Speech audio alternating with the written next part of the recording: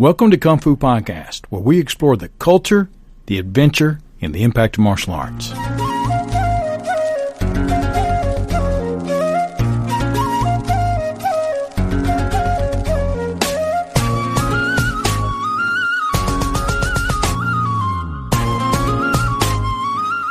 Thank you so much for joining me in episode number 182.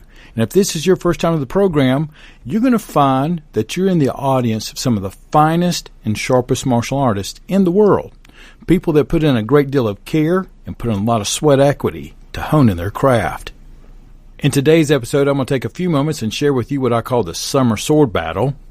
Then I'm going to share with you why I put together the 10-minute video on finding the archer inside and how that's going to relate later to some of the upcoming episodes. Then lastly, 3 approaches to teaching basically anything. It's about perspective that can transcend martial arts and go to pretty much any area you really want to apply it. So if you're ready, I'm ready. Let's get this program rolling. Sitting in the morning sun, I'll be sitting when the evening comes, watching the ships roll in. Then I watch them roll away again. Yeah, I'm sitting on the dock of the bay, watching the tide roll away. A couple of weeks ago, I put together some pictures and some video of us doing a summer sword battle. Now, those were those swords that were about 3.5 foot long. They're foam. And, we were having a great time with it. As we're going through it, it doesn't matter in those sorts of games of skill and play, whether it's a 15-year-old versus me or whoever it is. But one of the things it does bring out is a sense of playful intensity. And I believe a lot of times, whether we're practicing anything, that we can leave out intensity for the sake of trying to do it right or moving smoothly. Sometimes, we don't give ourselves the ability to push into the area where we get uncomfortable, and intensity definitely can cause some uncomfortability. It can also create some errors, which is part of what we want to try to push ourselves, that we can see where our errors are. But even though we were playing with the swords and it became intense, it was also done very playfully. You're a martial artist, I'm a martial artist. Irregardless, none of us like to get beat, and especially when you're getting whipped by a 14-year-old who just happens to be, a little faster and perhaps has a little bit more stamina than you do. So you have to bring out all the stops of sneakiness and cleverness that you can do in order to back him up a little bit. But the other thing it does is that it brings out all of your skills that you may have at your disposal, whether that is in strategy and how you're going to move around the room or keeping yourself in certain areas while you're trying to force them to go to others. But it also brings out your flaws, the things that you have tendencies to do. And sometimes you might not want to do that against that sort of person. Are they taller than you? Are they longer than you? Are they faster than you? These are things that when you have a quick assessment of who you're going against, you have to put that in your strategy and implement on the moment. We're not going to have time to game plan. It's time to get on it now. But one of the things with the intensity and the playfulness is that it sometimes brings out a great deep laughter. And there is nothing better to help you learn along the way than learning to laugh. And when you're with your friends and it gets intense, whether you're on a basketball court or you're doing swords in a room that's padded so nobody can get hurt, I really believe bringing laughter when it's appropriate to your training and it's in there and you can learn from it, it helps lighten the whole mood. And most of all, you know what? It brings out a youthfulness in my heart that it allows me to learn to play and not to lose why I do some of the things I do, and keep encouraging others to be lighthearted and intense as they move forward in anything in their life. And as you already know, if you ever pursue anything that you really want, any sort of passion, you're going to have some intense moments, and being able to learn from it with a light heart can help you get through those tough times a lot faster and a lot more effectively. The next thing on the list was recently I have published a 10-minute video that I titled Finding the Archer Inside. It was a little story. I was out for a walk about how I was struggling in my early 30s and how I had to adjust handling conflictive situations. As we were talking about intensity a little while ago, sometimes when we have a conflictive conversation we have to have or conflictive negotiation, things can get a little bit intense. I had not developed the skills at that point on how to handle different type of situations, and especially if I was taking crap off with somebody. And I was instructed on learning to find the attitude of the archer, to approach things a little differently. As you already know, archery has long been associated with martial arts. The physical skill of archery. And as well, Confucius would use metaphors from archery to help define one's character. And in fact, we're going to explore that even further in an upcoming episode, where we're going to look at a scholastic essay on how archery was used to help not just evaluate, but to measure character. This is an amazingly well done essay, and I look forward to sharing it with you coming up here very soon. Which now brings me to the highlight of the program. 3 approaches to teaching basically anything. And in my mind, there has never really been one way to teach, and that is the only way to teach. Now, if you didn't know this about me, when I got out of college several decades ago, I was certified as a teacher to be a school teacher here in North Carolina. And it was something that was a lot more difficult than I thought it would be, because you had to learn all these different ways to teach the same material. And for example, you might learn that each student is unique in their preference to learning. For example, they're the auditory, the kinesthetic, or visual learner. That's kind of the standard way of looking at it. And they will normally subconsciously hint to it. So as they're talking to you, they'll say, well, I feel what you mean. Or they may say, oh, yeah, I can see that. And a lot of times, for example, with my son, he'll say something like, well, I hear you, Dad. And it's usually hints that the person prefers to learn that specific way more often or not. It is not by any way that that's the only way they'll learn. It just gives you a hint of how you might want to take your first approach with them. I'm definitely a first, forehand, kinesthetic, tactile learner. Let me touch it, let me feel it, move me in the right position, put me there, let me just get a hold of it somehow. But in this school system scholastic paradigm, the teacher is always trying to get all of the students to the finish line. Now, that's the goal. Of course, we know that that can happen, but they try to have that as your ideal, but, not everyone is going to be prepared to make it through the 6th grade or the 7th grade at any particular time. Some people need to move forward at their own paces, and it's not always the same as the rest of the group. Nothing's wrong with that. But part of the problem is that we're talking about an intellectual scholastic institution. And if that teacher can't routinely get all of their people, or let's say 90% of their people, across the finish line, their teaching skills will come into question whether they're good teachers or not. And that may be totally appropriate in a scholastic situation.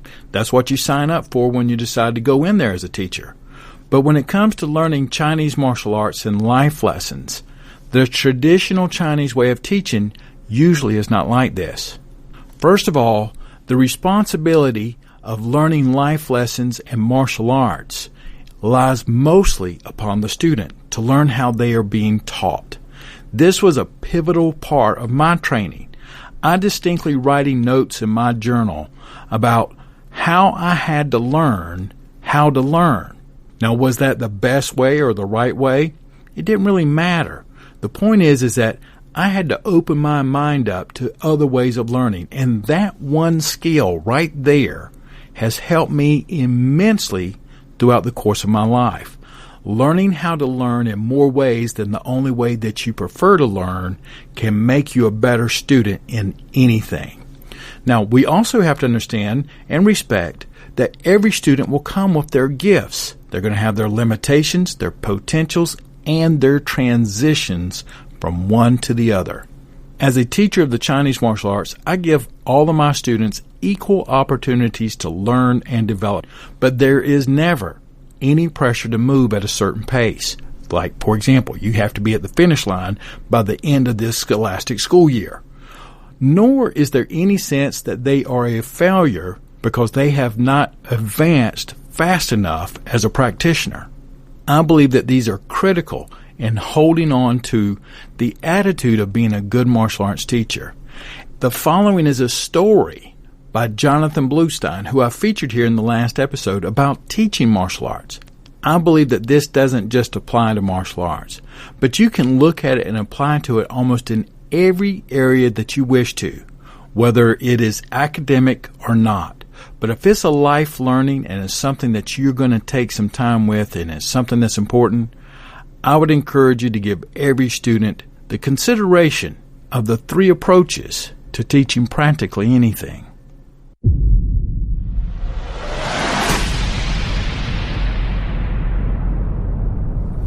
He writes, "The martial arts teacher, a painter, and a gardener." As martial arts teachers, we can learn quite a lot by comparing our craft with other skill sets and types of teaching, art, and cultivation. Here in this article, you will find 2 fantastic examples with very practical lessons to them, applicable for us directly at our martial arts school. Bear with me for a moment as I make a necessary introduction to these ideas. Aside from teaching the martial arts, Johnathon says he has several hobbies, one of which is gardening.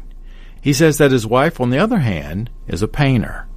Consider with care the innate differences between the methodology of a classical painter and that of a gardener. The painter is an artist whose task begins with an empty canvas. They are drawn to fill in that blank with their vision. Little by little, more color is added, one stroke aside or atop of another, until a piece is formed. Frequently, judgment will dictate that constant remodeling of a corner or a seam must be done, until some sort of perfection is attained.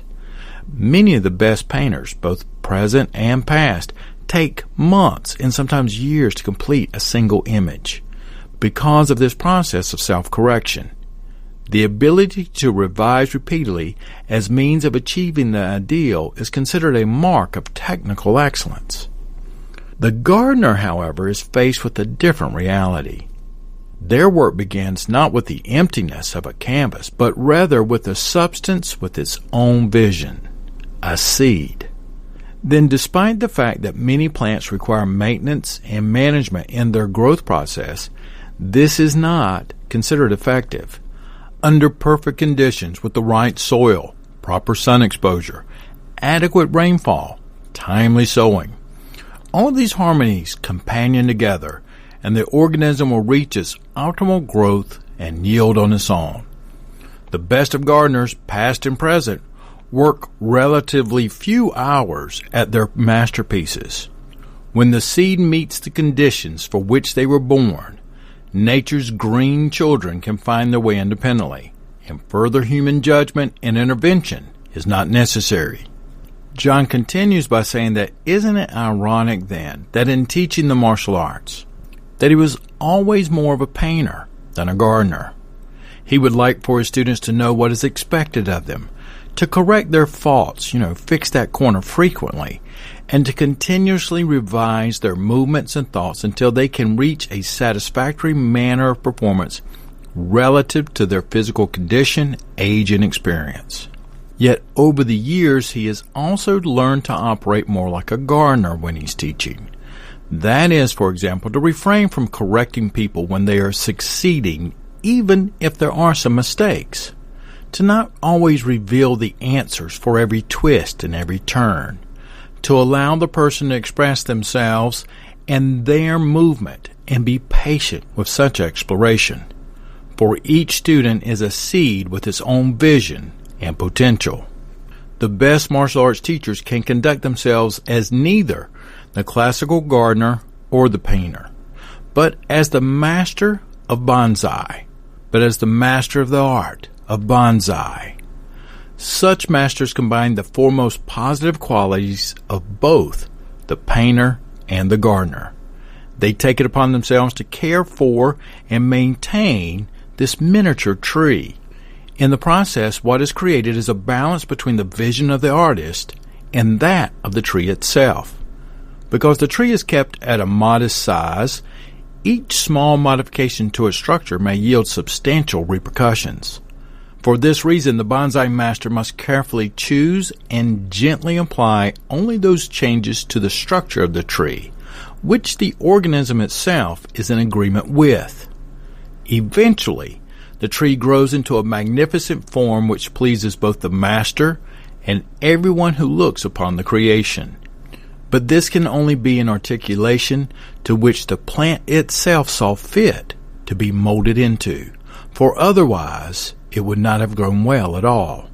Some bonsai trees live for centuries and are catered for by several generations of individuals. The bonsai is akin in that respect to a martial art, and each generation of practitioners manifests a unique and ever-changing relationship with it. The art likewise has its own vision and a distinct manner of growth and expression. By adhering to these principles which stem from the original seed, the art continues to thrive. This is the root of all traditional martial arts. Johnathon Bluestein, the gardener and the painter as a teacher.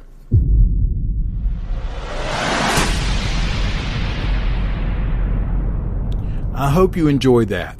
I can honestly tell you that this was one of those things where, fortunately I have been doing this for a long time, and it's my approach, for example, in trying to raise my son. Would I like for him to be certain things? Sure. Is that being me? So I'm trying to paint him to be exactly what I want him to be? No.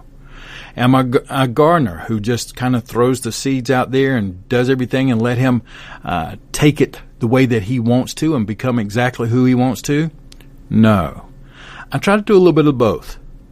Try to give him the right things, paint some boundaries and paint some areas I like and believe that it's important for him to excel in, and then allow him to express himself within this framework to grow and flourish. If I push too hard, he bucks.